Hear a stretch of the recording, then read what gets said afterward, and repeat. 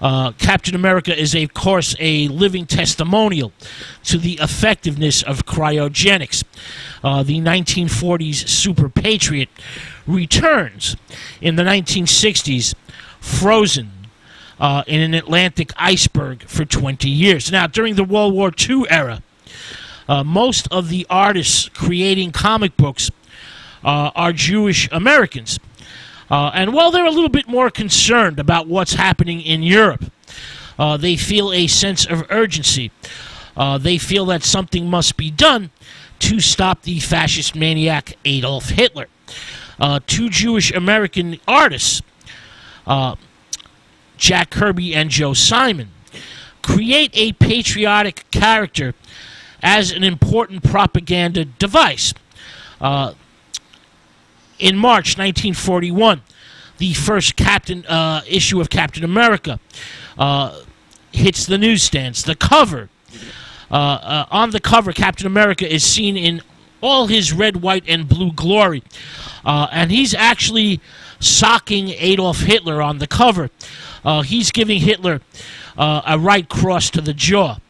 This, of course, is a very great propaganda symbol. It's also a connection to the kids who will soon have friends and family fighting overseas in the war. The Captain gets his own comic book from the start. There's no tryout in another comic book. He's a star-spangled exception to the rule. Usually when a character is introduced, he's introduced in somebody else's comic book, and if he's successful, he gets his own. Well, Captain America gets his own book from the start. Now, in Captain America, Jack Kirby's imagination runs wild. Kirby raises the bar for the entire industry with an unparalleled ability to portray action. Kirby blows up the pages with fighting, flying, figures everywhere. The comic book heroes are now linked to the ultimate villain, Hitler. And during World War II, a battalion of superheroes defend the United States. And the troops overseas in Europe and Asia love the comic books. The servicemen overseas devour them. It's been estimated that as many as 60 million Americans are reading comic books during the World War II era. All right, let's get to the origin of Captain America.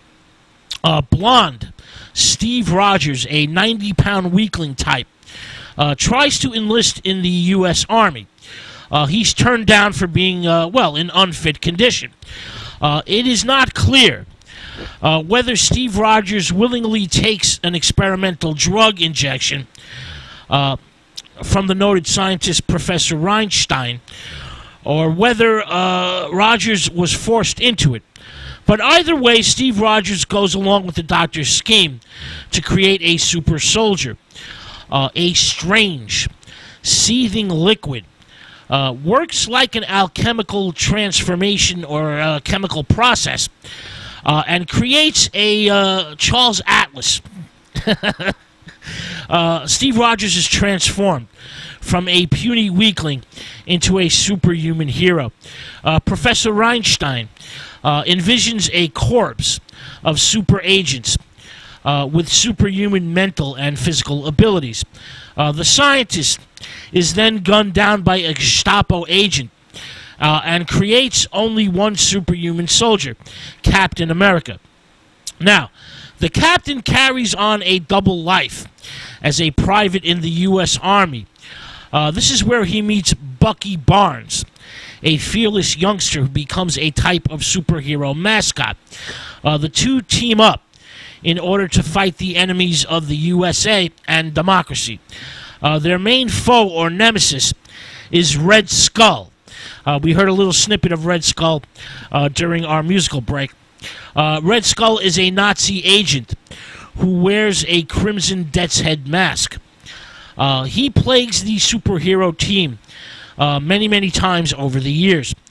Captain America and Bucky also encounter a series of spooky villains, phantom hounds, Oriental zombies, and mysterious witches. The Captain also gets a gal pal, Betty Ross. Ross is a special U.S. government agent who is often in need of rescue.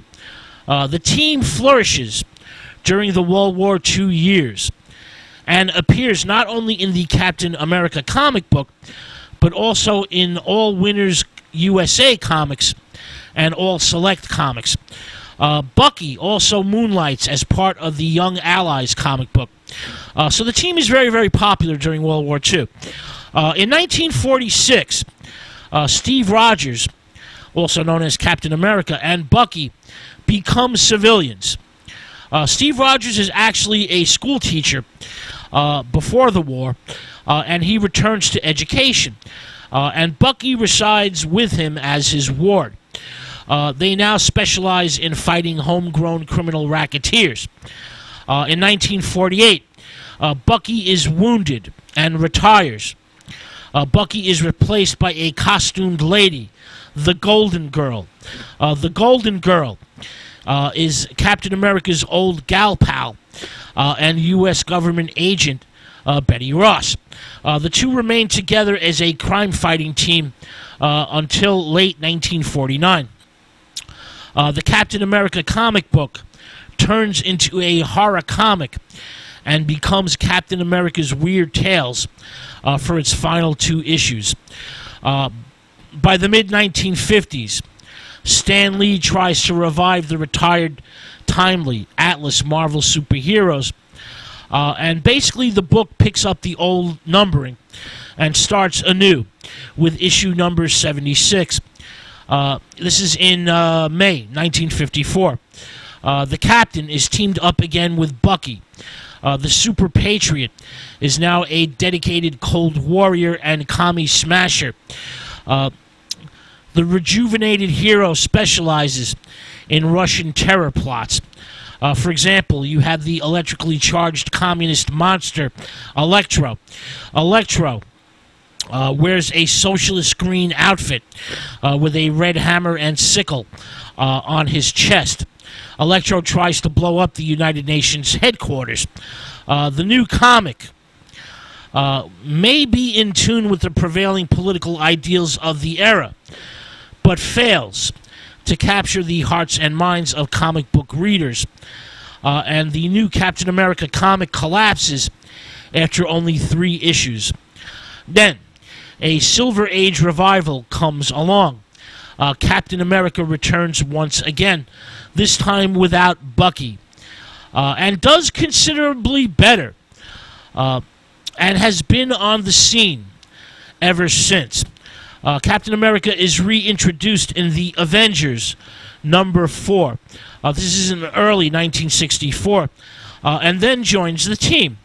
The cover announces Captain America lives again. The new book, the new comic book, resorts to revisionist history. In Avengers number 4, it is revealed that due to the result of a long-ago battle with a villain named Baron Zemo, Bucky has been killed, and the Captain has ended up frozen in an Arctic chunk of ice for 20 years. The 1950s right-wing commie smasher was not actually Steve Rogers or Captain America, but a well-meaning imposter. The Captain is, of course, a type of mythical figure in comic books, and the story of his origin and early days has been told, retold, and revised many times. Beginning in October 1964, Captain America begins to share the Tales of Suspense comic book with Iron Man. This is in issue number 58. In 1968, with issue 100 of Tales of Suspense, Captain America gets his own comic book once again and picks up the number, issue number 100. Jack Kirby returns to draw his own creation, the Super Patriot, and Stan Lee writes the script. Captain America at this point in time is perhaps the most psychologically complex of all the Marvel superheroes. He's a man out of time, a man who survived World War II, while his peers, his friends, did not survive. And the comic book becomes a kind of great soap opera. The 1940s comic book Captain America, along with his sidekick Bucky, reappears in the Marvel Universe from time to time, while the contemporary Captain continues to flourish.